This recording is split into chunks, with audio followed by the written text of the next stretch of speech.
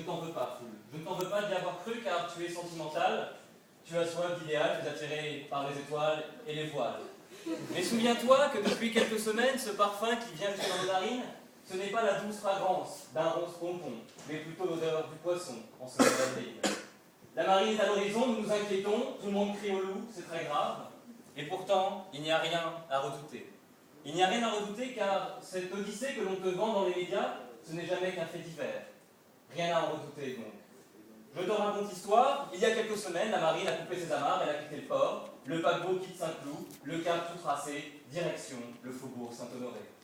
Seulement voilà, tu auras peut-être envie de t'y engager dans cette marine-là, pour avoir le fameux pompon rouge dont on dit qu'il porte bonheur à celui qui le touche. Seulement, il n'y a qu'une seule marine où tu peux avoir ce pompon rouge, la marine nationale, qui a pour autre nom la marine royale. Et nous ne parlons pas de la royale aujourd'hui, nous parlons bien de la marine. Marine qui te donnera son uniforme. Un uniforme très simple, une marinière, cousue de fil brun, des pompes bien cirées qui un jour seront peut-être des pompes funèbres. Bref, tu n'auras jamais ce pompon rouge des marsouins que tu adules. Tu n'auras que de vieilles épaves à te mettre sous la dent. Elle te promettra des contrées nouvelles, des rivages insensés, des côtes vierges. Mais même lorsque la marine s'habille en Jeanne d'Arc, qui croirait encore qu'elle est vierge? Elle nous dira d'avoir une aventure avec elle, la marine. Mais qui parmi nous a réellement envie d'avoir une aventure avec la marine? Cette marine, on peut la décrire dans les journaux, c'est une marine de guerre. Elle pourra chasser l'occupant des rues de Paris. Mais au fond, elle marchande plus qu'elle ne guerroie. Elle évolue en eau trouble, plus qu'elle ne nous fait honneur. Ne te laisse pas draguer par cette marine qui n'est qu'une marine de pêche. Ne te laisse pas envelopper dans ces filets qui n'ont pour vocation que de racler les bas-fonds.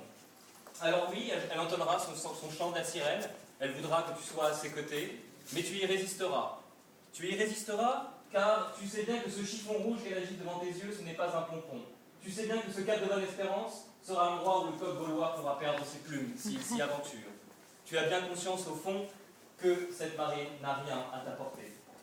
Alors, malgré tout, nous entendons des gens, notamment son père, le pseudo Colbert, qui lui avait lancé son amorcage, son abarrage, qui lui avait dit « Marine, lance-toi, un jour tu iras à quai, tu pourras récupérer ce butin qui t'est dû. » Nous savions qu'elle allait venir, nous savions qu'elle serait parmi nous, inutile de crier avec les loups. Alors la marine criera « À tribord toutes! À tribord, camarades !» Mais ce n'est pas parce qu'on est dans la marine qu'on est bon marin, ce n'est pas parce qu'on tient un gouvernail que l'on sait forcément gouverner.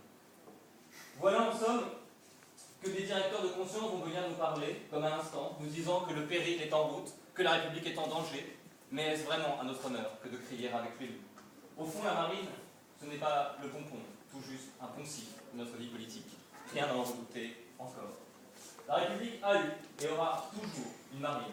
Peu importe son nom, peu importe celui d'un visage, elle aura peut-être le mot national gravé sur son front, mais rien ne doit vous impressionner. Cette marine, c'est un bateau ivre. Elle veut vous embarquer avec elle. Elle sait qu'elle pourra vous mener en bateau. Elle sait qu'à son bord, elle ne vous laissera que des chimères et des monstres issus du sommeil de la raison. Alors réveillez-vous, il est encore temps. Certes, ce n'est pas le pire danger que nous ayons à courir, mais ce n'est pas une raison pour lui ouvrir la voie. Ce n'est pas une raison pour avoir peur d'elle. Car lorsque le bateau est ivre, vous savez bien que c'est nous qui trinquons, que c'est nous qui nous réveillerons un matin d'avril prochain avec la gueule de bois, avec la gueule cassée, coupables d'avoir, par nos inutiles cris d'orfraie, fait élire pareil capitaine qui, avançant à pas de loup, veut tous nous faire marcher au pas de loi. Mes amis, vous qui entrez ici, ne quittez pas toute espérance. Si notre République accepte la présence de la marine, jamais elle n'acceptera de se faire coiffer au poteau par Sora de Jamais, jamais elle n'acceptera qu'on la mette en quarantaine, même si elle déplaît à cette fameuse marine. Ni bleu marine, ni bleu royal, ni blanc bonnet, ni bonnet blanc, notre drapeau restera malheureusement pour elle toujours tricolore. Alors amis, je vois le paquebot qui arrive, il sera bientôt là, nous le savions depuis longtemps. Je te demande une chose, délaisse la marine et son pompon, préfère lui la fontaine et sa morale. On avait mis des gens au guet qui, voyant sur les eaux de loin certains objets, ne purent s'empêcher de dire que c'était un puissant navire. Après quelque temps, l'objet devint brûlot, et puis nacelle, et puis ballot, enfin bâton flottant sur l'eau. J'en sais beaucoup de par le monde, à qui ceci conviendrait bien. De loin, c'est quelque chose, et de près, ce n'est rien.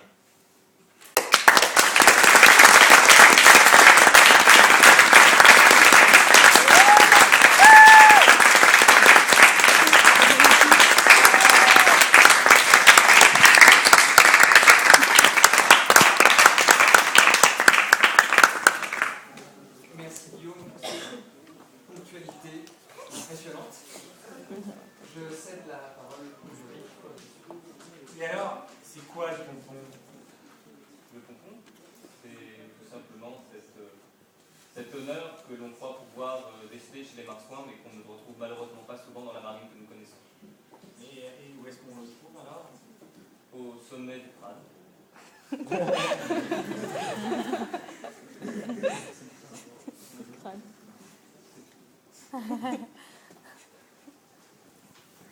Pourquoi cette chouette? Un casier. Est-ce une raison pour la porter alors qu'elle est laide? Je pensais qu'elle n'était pas aussi ostensible. Est-ce que c'est un signe ostensible? À la rigueur de mon paganisme envers Athéna, mais pas grand-chose aussi. Est-ce que vous vous réveillez au crépuscule? Non, pas encore. Je ne suis pas un poète complice. Est-ce que la préparation du concours est une traversée en solitaire? Non, c'est un travail d'équipe. C'est tout. Le plaisir solitaire ne sont pas ce que je préfère. Sans doute, mais est-ce qu'il vous arrive de ramer? Je n'ai pas l'esprit galérien. D'accord.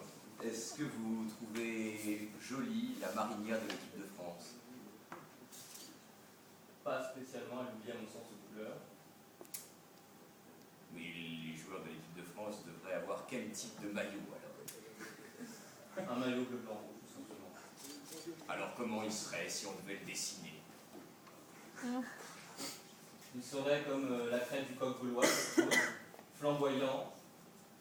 Il sauterait aux yeux de tout le monde. Et il Alors, dirait, pour les gens qui, comme moi, parlent le langage de tout le monde, qu'est-ce qu'un maillot flamboyant? il y a Un maillot flamboyant. un maillot qui, quand on le voit, brille simplement aux yeux de notre adversaire. Le haka. Merci. Merci Guillaume, merci Thomas.